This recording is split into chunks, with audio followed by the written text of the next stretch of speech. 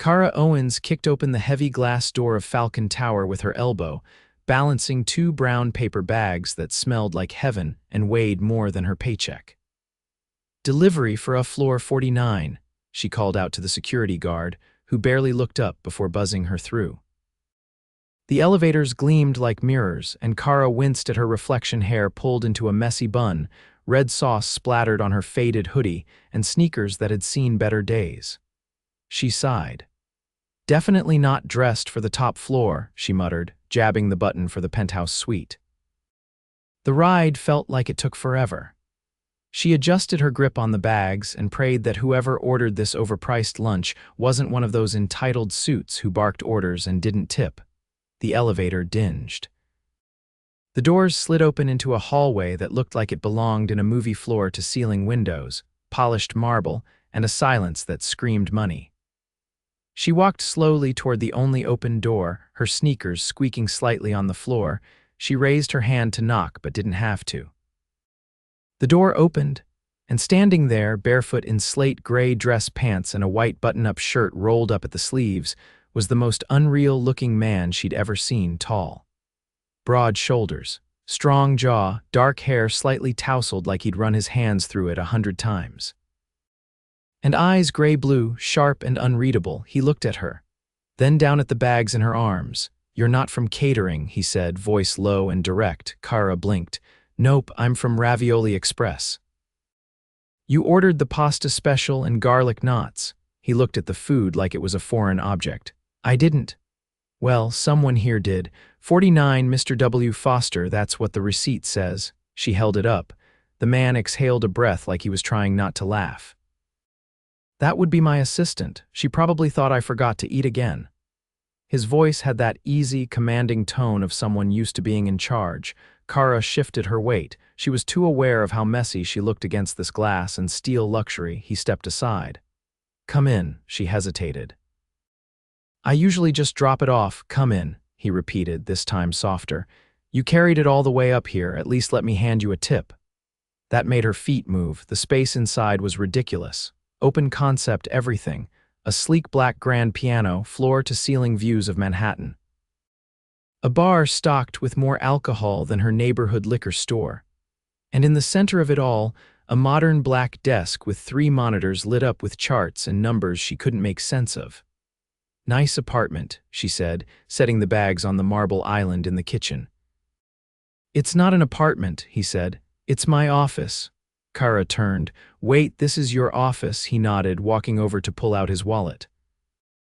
"I like to work where I can breathe." She noticed the Rolex on his wrist and the way the sunlight glinted off the glass sculpture sitting on the shelf behind him. This guy wasn't a regular office worker. He pulled out several bills and handed them to her. "Keep the change." She blinked at the money. It was at least $100. "This is way over the total," he shrugged. "You came all the way up here. It's worth it." She tucked it into her hoodie pocket, stunned. "Thanks." "I'm Kara, by the way." He looked at her like he was memorizing her name. "Wesley Foster." Her heart stuttered. "Wait, like Foster Tech Ventures?" He gave a small nod. "That's me." She straightened. "You're the CEO." Guilty. Kara's mouth went dry. She just delivered garlic knots to one of the richest men in New York. "I should go," she said quickly, backing toward the door. "You probably have like a stock market to run or something." He laughed, deep, warm, unexpected. "Something like that." As she reached the elevator, he called out, "Kara." She turned. "Do you deliver here often?" "Only when no one else wants the Midtown route." A smile tugged at his mouth. "I hope no one wants it tomorrow." She rode down 49 floors with her heart pounding. The next day, she took the Midtown route again, voluntarily, and the next, each time Wesley answered the door himself, sometimes in a crisp suit, sometimes in a T-shirt with his hair still damp from a shower. Sometimes he looked tired, other times amused. But always he looked at her like she wasn't just the girl delivering his lunch. He started talking more, asking about her, where she grew up, what she wanted out of life. She told him about her mom, about her dreams of going back to school for design, about how she worked 3 jobs to help pay rent. One afternoon, he handed her a small box along with the tip. She frowned. "What's this?" "Open it when you get home." That night, she opened the box and found a gold charm bracelet. The single charm was a tiny ravioli. She laughed so hard she cried. The next day, she confronted him at the penthouse door. "This is too much." "I disagree." "Wesley." "Do you like it?" She looked at the bracelet on her wrist. "Yeah, but you can't buy me things like this." "Why not?" "Because you're a billionaire and I'm," she gestured to herself, "me." He looked her dead in the eye. "I like you, not because of what you wear or what you do, but because when you walk in, this place feels less cold." Kara swallowed hard. "I want to take you to dinner," he said. She stared. "Like a date," he nodded. "Like a proper one," she hesitated. "You're serious?" "I've never been more serious about anything in my life." She looked at him, really looked at him.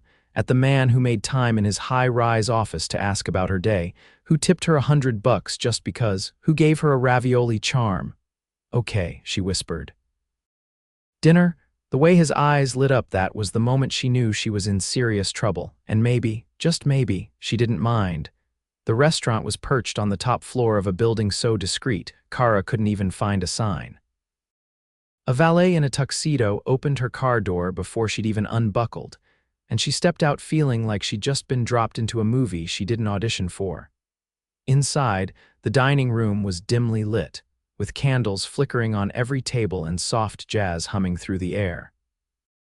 The ceiling was all glass, revealing a sky dusted with stars.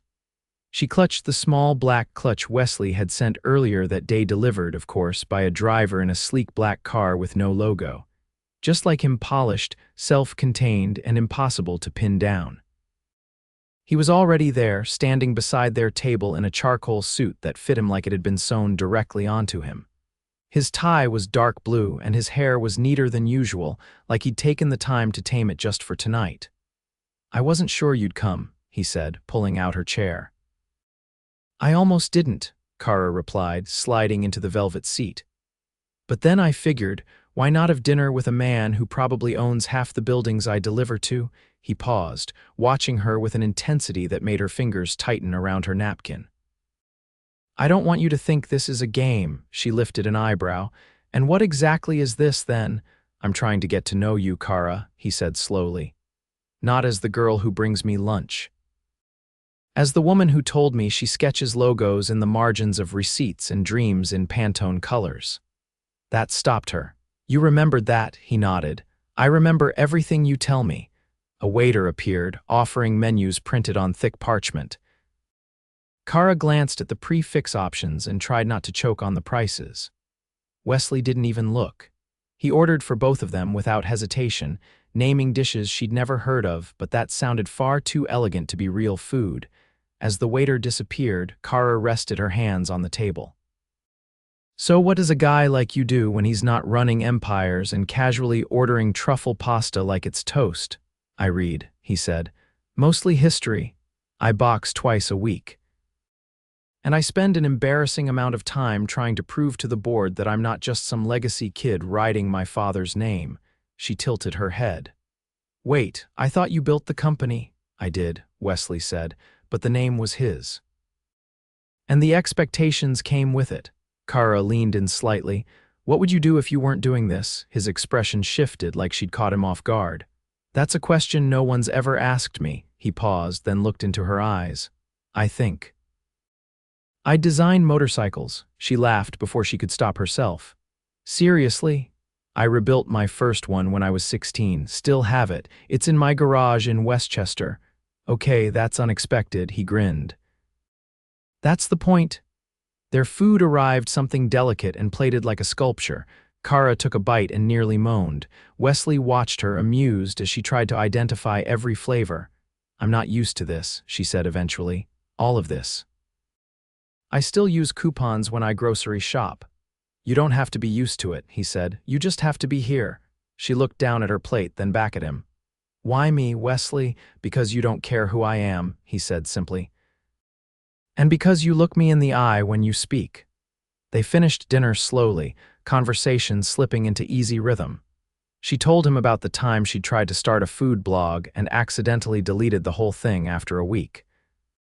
He told her about sneaking out of prep school to race his bike down an abandoned stretch of highway. By the time dessert came, she'd forgotten how nervous she'd been walking in. She felt seen, and that was the most dangerous thing of all. Outside, the city glowed beneath them. Wesley walked her to the waiting car, his hand resting lightly on her back.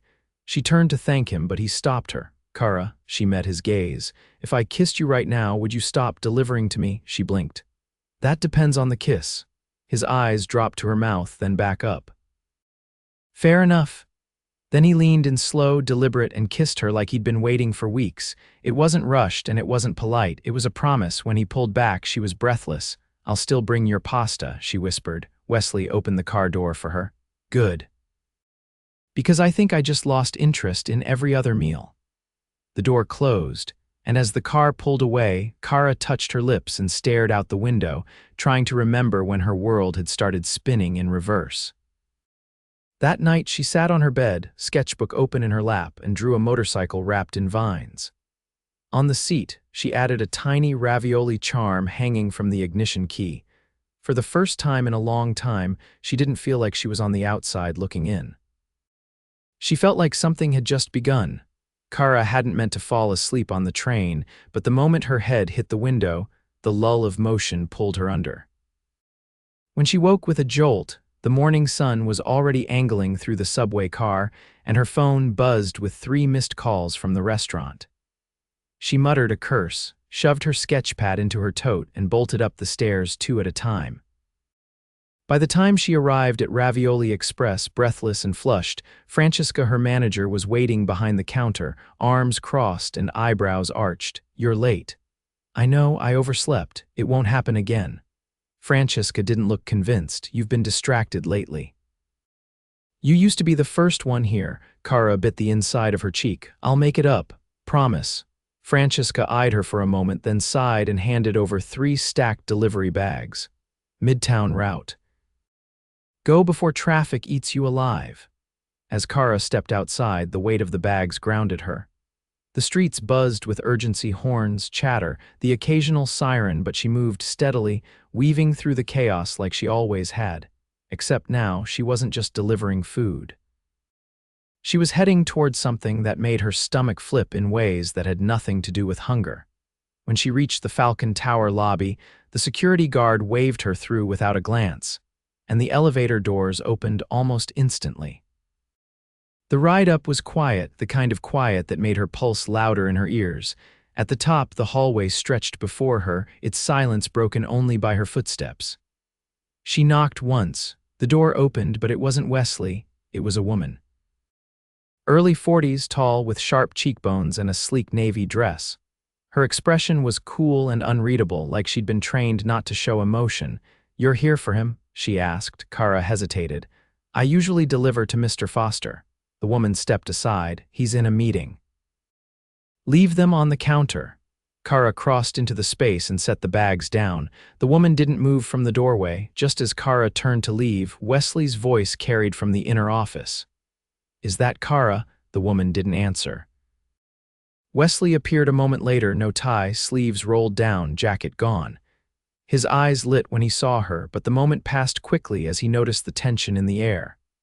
"Elaine," he said to the woman, "could you give us a minute?" Elaine gave a tight nod and left, closing the door behind her. Kara raised an eyebrow. "Friend of yours," he exhaled. "Chief legal officer. She's been with the company since before I took over." "She doesn't seem to like me. It's not personal. She doesn't like anyone she wasn't responsible for hiring." Kara crossed her arms. "So, what kind of meeting was that?" Wesley rubbed the back of his neck. "We're finalizing a partnership. High stakes, high pressure. I've been in back-to-back negotiations since 6 this morning." "You look like you haven't slept." "I haven't.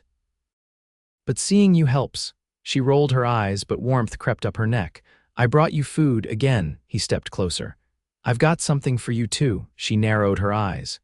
"If it's another bracelet with a carb on it, I swear no," he said, reaching into the desk drawer. He pulled out a thin folder and handed it to her. She opened it slowly.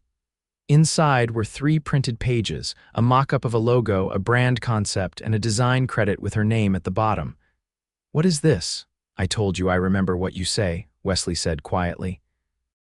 You mentioned wanting to do design, so I pulled a few favors.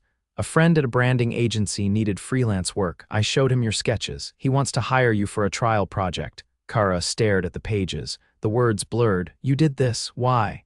Because I believe in you. And because you deserve to be doing something that doesn't involve burnt fingers and 10-block walks in the rain. Her breath caught. You barely know me. I know enough, he said. You don't cut corners. You don't wait for things to fall into your lap. And you've never once asked me for anything. She looked up at him, her voice low. I don't want to be someone you rescue. You're not. He reached out, gently brushing his fingers against her knuckles. You're someone I'm trying to support if you'll let me. For a moment, she didn't speak. Then she closed the folder and clutched it to her chest. I'll think about it. Fair enough. Before she could step back, the door opened again. Elaine reappeared, clipboard in hand. We need you in conference room 2, she said briskly. Wesley nodded once, then turned to Kara. Will you wait? Just 10 minutes, she hesitated. I have other stops. I'll be quick, I promise. She gave him a small nod and he disappeared behind a frosted glass wall. Elaine didn't move. Her eyes swept over Kara like she was scanning for weaknesses. You know what you're doing? She asked finally. Kara blinked. Excuse me? You think you're different. You're not. There have been others. Brief distractions, usually during high-pressure acquisitions. He gets tunnel vision, attaches to something outside the chaos. It passes. Kara's fingers tightened around the folder. I didn't ask for this. No, but you're entertaining it. Just keep your expectations realistic. The woman walked away without waiting for a response. Kara stood there, heart racing, unsure whether she wanted to scream or laugh. When Wesley returned, his tie loosened and expression apologetic, he stopped short. Did something happen? She met his gaze. Do you always let your legal team interrogate your dinner dates? His jaw tensed. What did she say? Kara shook her head. Doesn't matter. I'm not here to win her over. He stepped closer. I'm sorry, she crossed a line. I'm used to people underestimating me, she said, but I don't like being warned off like I'm some kind of seasonal intern. You're not. You're the one thing in my life right now that isn't calculated. She looked down at the folder again. This design job, is it real or just another distraction? It's real, but it's your choice. She folded the papers carefully and tucked them back into her bag. Then I'll do the work. But I'm not going to be your escape plan. Good, he said, because I don't want to escape anything. I want to build something with someone who challenges me. Kara stared at him, trying to find any crack in his expression that might hint at a lie. There was none. She turned to leave. Next time I deliver, don't let her answer the door. His voice followed her as she walked away. Next time, I won't let anyone else near it. Wesley paced the edge of the rooftop, phone to his ear, the steady hum of distant traffic rising up from the Manhattan streets below. The sun was beginning to sink, casting the skyline in gold, but his attention was fixed on the voice in his ear. No, he said sharply. We're not pushing the launch. I don't care what the investors think. The prototype's ready, and I'll stand behind it. If that's a problem, tell them to call me directly. He ended the call and tossed the phone onto one of the cushioned chairs near the rooftop fire pit. His jaw was tight, tension radiating from his shoulders. The day had been long contracts, boardroom politics, and constant pushback from people who thought they knew better. But tonight wasn't about that. He checked his watch. Almost 7, downstairs, Kara stepped out of the elevator, clutching the strap of her bag.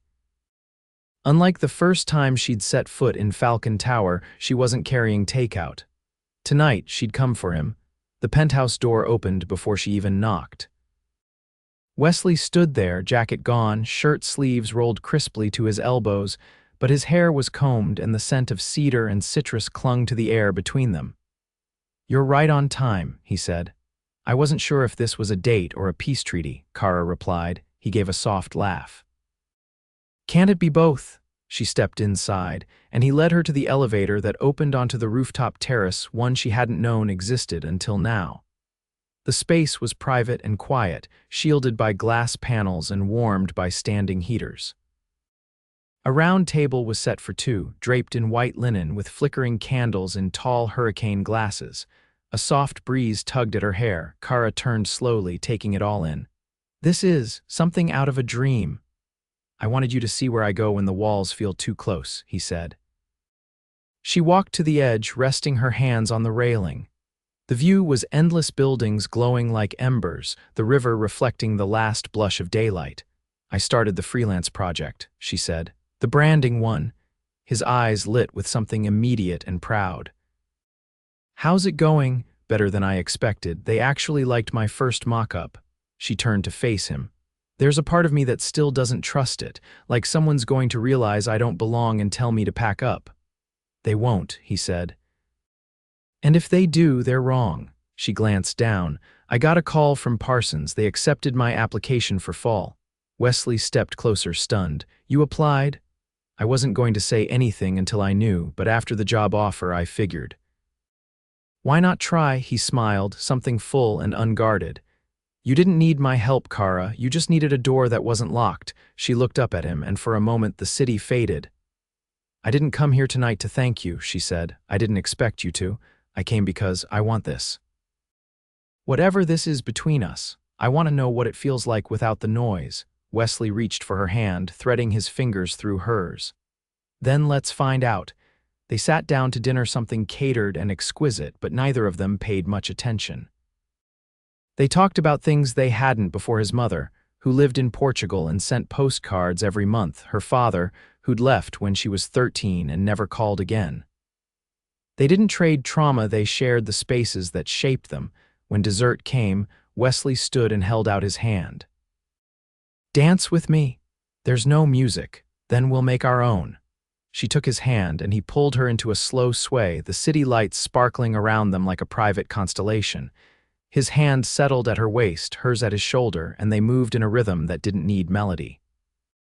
"I used to think people like you were unreachable," she said, "and I thought people like you didn't exist." She looked up at him. "And now I know I was wrong." The kiss was quiet this time, less about proving something, more about feeling everything. When she pulled back, her eyes held his. "I don't want to be just another phase," she whispered. "You're not," he said. "You're the first thing that's made me want permanence." He walked her back to the elevator when the night was done, but before the doors closed, he pressed something into her hand. It was a key, small and gold, engraved with the letter F. She blinked.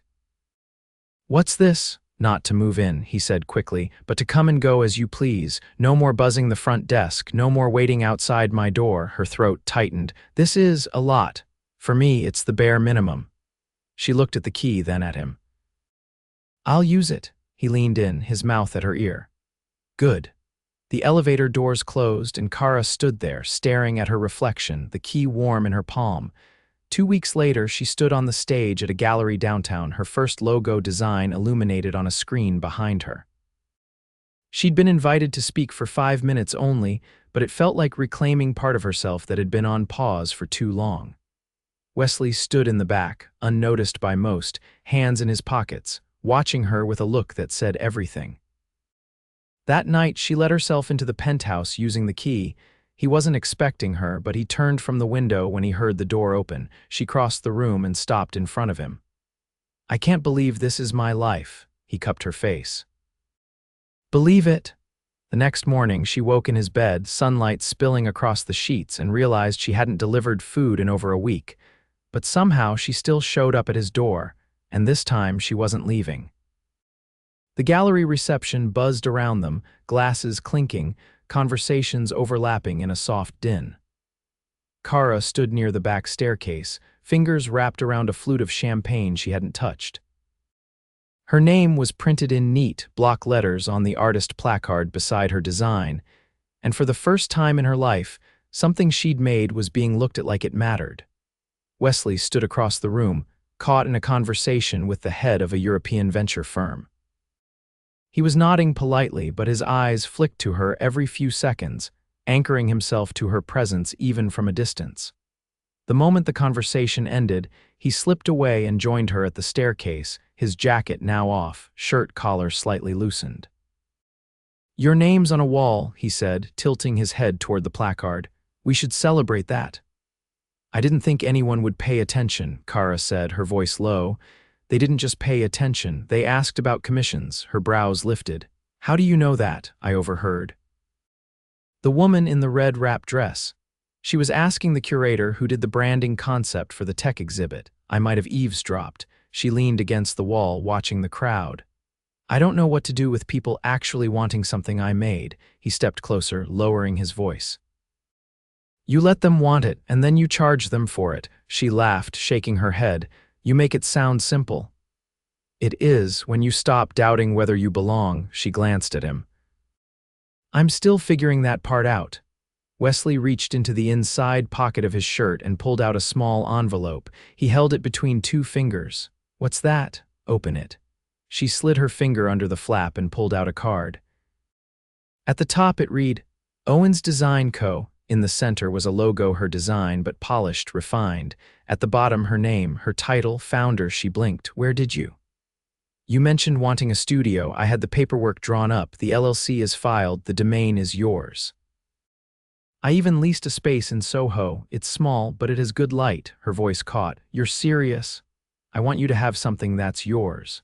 She stared at the card, then up at him. I don't know what I'm supposed to say. You don't have to say anything. Just promise me one thing. What? That you'll stop acting like this life isn't yours to live. Kara looked back at the crowd, then at the card. Is this what you do, just casually hand people their dreams? No, Wesley said. Only you. They left the gallery early, stepping into the night air just as the rain started. Not a storm, just a soft, steady drizzle that turned the pavement glossy. He took her hand and pulled her into the back seat of a waiting car without a word. When they arrived at the Soho building, Kara stepped inside quietly. The studio was on the second floor, concrete floors, exposed brick, wide windows, and a long work table set in the middle. Wesley turned on the lights. Kara walked the length of the space slowly, running her hand along the table. It smells like sawdust and paint. I had it cleaned up last week. I didn't want to show it to you until tonight. She turned to him. You're not afraid of going too fast, are you? I'm afraid of wasting time, he said simply. I spent too many years being careful. I don't want careful anymore. She crossed the room and stood in front of him. Neither do I. Then she kissed him, hands in his hair, body pressed against his, months of tension unraveling all at once. He lifted her onto the edge of the table, deepening the kiss, and the world outside the windows disappeared. They didn't go back to the penthouse that night. They stayed in the studio, curled on the floor beneath a blanket Wesley had pulled from the supply closet. Kara fell asleep with her head on his chest, his hand tangled in her hair, and the soft sound of rain against the windows. 3 months later, Kara unlocked the studio door with her own key. The space looked different now, plants in the windows, a wall covered in sketches, a new espresso machine humming softly in the corner. She set her bag down and flipped the sign on the door to open. Wesley arrived an hour later, carrying 2 coffees and a bag of scones. You're late, she teased, taking the cup from him. I was finalizing something. She raised an eyebrow. Finalizing what? You'll see. Later that afternoon, he led her to the penthouse rooftop, the same place where they'd danced, where he'd first called her permanent. This time there were no candles. Just a single table with a plain white envelope sitting on it. She opened it. Inside was a letter, not typed, handwritten. It was a proposal, but not for marriage, it was for partnership. Wesley had transferred a minority share of his latest tech venture into her name. It was a silent partnership, no public announcement, no strings attached, just an offer to build something together side by side. You once told me not to make you my escape plan, he said. So I want to make you part of the future instead. Kara read the letter twice, then set it down carefully. You're insane, she whispered. I know. She stepped toward him and wrapped her arms around his waist. And I love you, he kissed her forehead. Good. Because I'm not going anywhere. They didn't need a wedding that week. They didn't need a ring to mark the beginning, but 6 months later, they stood in front of 70 guests in a garden in Amalfi, the sea behind them, the future ahead. Kara wore a dress that caught the wind like it had been made for it.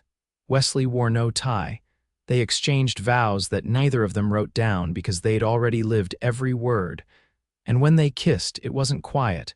It was the kind of kiss that rewrote everything.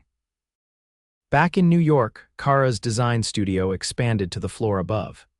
She hired 2 assistants, started mentoring inner-city students who wanted to go into design, and turned her freelance work into full campaigns. Wesley sold one venture and started another. But he never missed a gallery showing, never forgot to leave a note on her desk, and never let a day pass without reminding her that she changed everything. They didn't need to be perfect, they just had to be theirs, and they always, always were.